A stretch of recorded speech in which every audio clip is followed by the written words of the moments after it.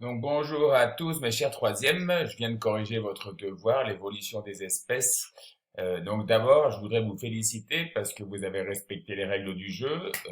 Si je n'ai pas trouvé la moindre suspicion de triche, j'ai vu que vous avez écrit avec vos propres mots.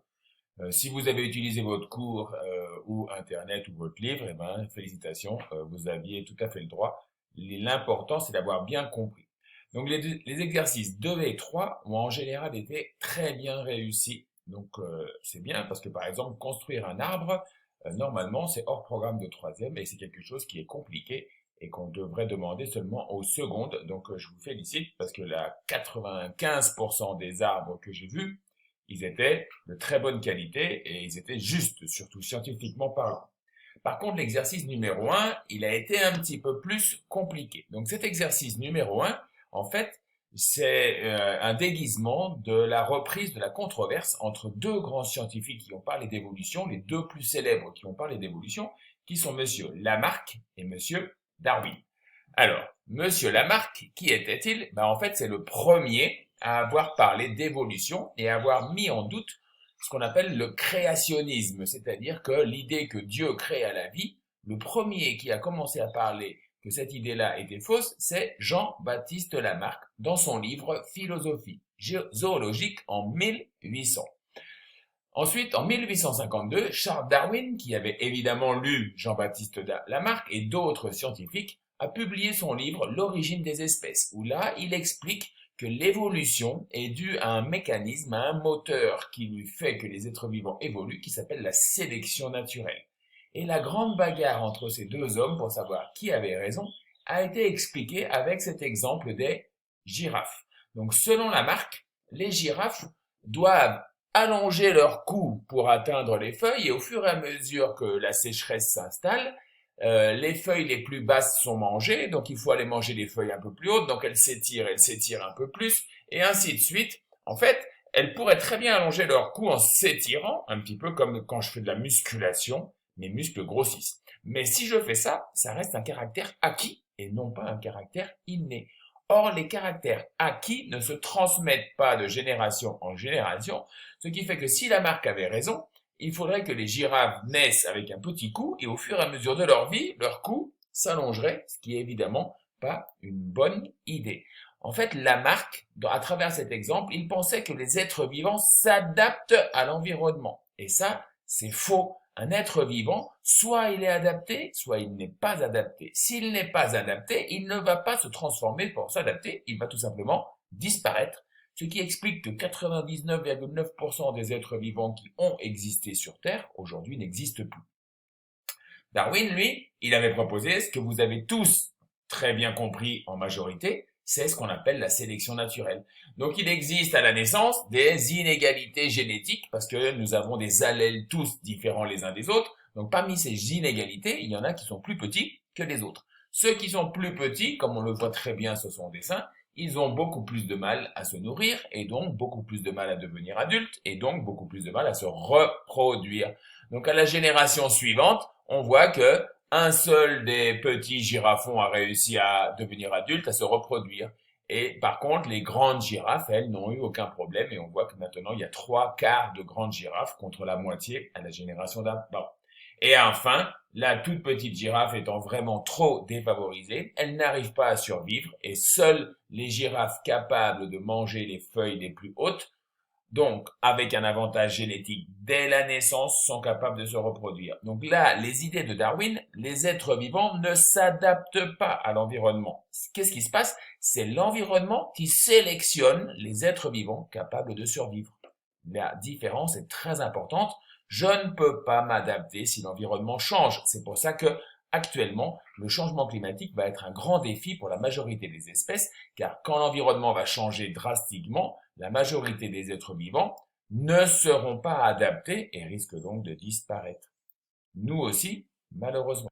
Donc maintenant, en ce qui concerne l'exercice numéro 2, il a été très très bien réussi. Alors après, il faut faire juste bien lire les questions. On vous disait, trouvez dans le tableau des arguments en faveur d'une parenté. Donc le tableau, jusqu'à présent, c'est ça. Donc qu'est-ce qu'il y a dans le tableau? On voit que l'homme et le chimpanzé possèdent un grand nombre de paires de chromosomes exactement identiques. C'est donc un argument pour parler de la parenté entre l'homme et le chimpanzé. Deuxième question, on vous demande, à partir du document 2, proposer une hypothèse expliquant le nombre différent de chromosomes chez deux espèces. Eh bien, on l'avait vu en classe, hein, on voit que le chromosome 2 humain est le résultat de la fusion entre le chromosome 2A et le chromosome 2B du chimpanzé. Comment on le sait? Ben, on peut remarquer que toutes les bandes là, de ces chromosomes ici et ici, on les retrouve exactement identiques dans le chromosome humain. Donc on voit que cette partie-là du chromosome humain correspond bien au chromosome 2B du chimpanzé et que cette partie-là du chromosome humain correspond bien au chromosome 2A du chimpanzé. Ils ont donc fusionné.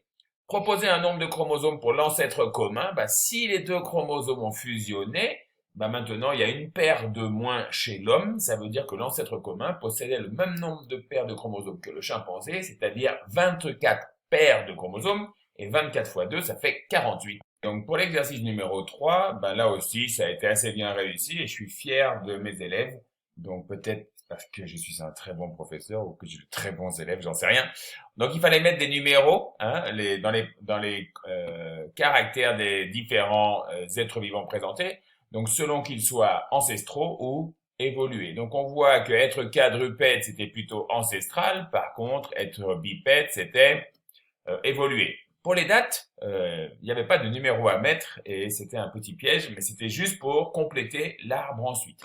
La fabrication d'outils, si j'en fabrique pas, c'est ancestral. Si j'en fabrique, c'est évolué. Le langage, si je ne suis pas capable de communiquer par le langage, c'est ancestral. Si je communique par le langage, c'est évolué. Et les rites funéraires, c'est-à-dire commencer à croire en Dieu, à en croire en une vie au-delà, c'est quelque chose aussi d'évoluer lorsque je crois en Dieu. Donc à partir de cela, maintenant, il fallait construire un arbre. Donc pour construire un arbre, je dois, première règle, d'abord toujours mettre ce qu'on appelle l'ancêtre commun qui est inconnu. Donc en bas de l'arbre, j'ai toujours un ancêtre commun inconnu.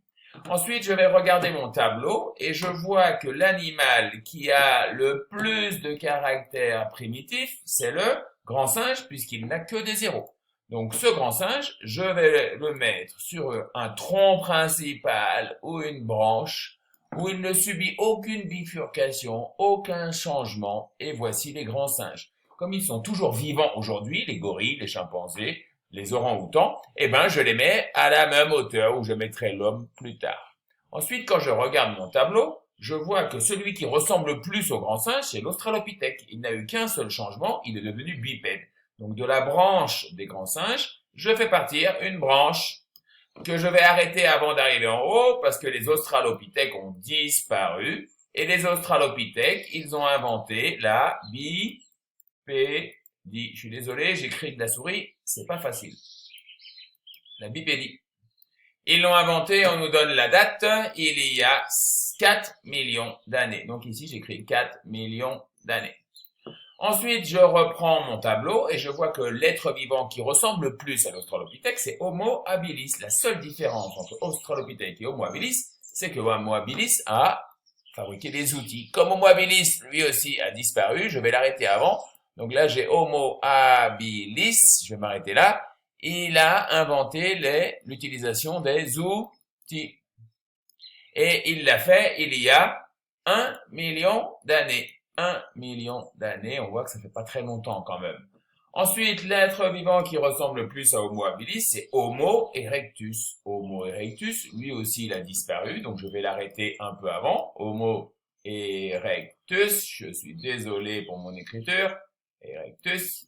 Et je vois que Homo erectus, lui, qu'est-ce qu'il avait inventé? Il avait inventé le langage. Il y a combien de temps il avait inventé le langage? Il y a 800 000 ans. 08 MA. Et enfin, le dernier qui est né de Homo erectus, c'est nous, c'est notre espèce, Homo sapiens. Homo sapiens a inventé Dieu et il est apparu il y a seulement 200 000 ans. Il a des rites funéraire. Donc voici en gros à quoi ressemblait l'arbre de l'histoire de l'évolution humaine. On dit que ça ressemble à un buisson, puisqu'on voit qu'il y a plein de branches qui partent dans tous les sens. Et en général, quand on part à une même époque, on peut voir qu'il pouvait y avoir plusieurs autres espèces humaines qui ont cohabité. Donc j'espère que ma vidéo n'a pas été trop longue, que vous l'avez regardée jusqu'à la fin. À bientôt et bonnes vacances!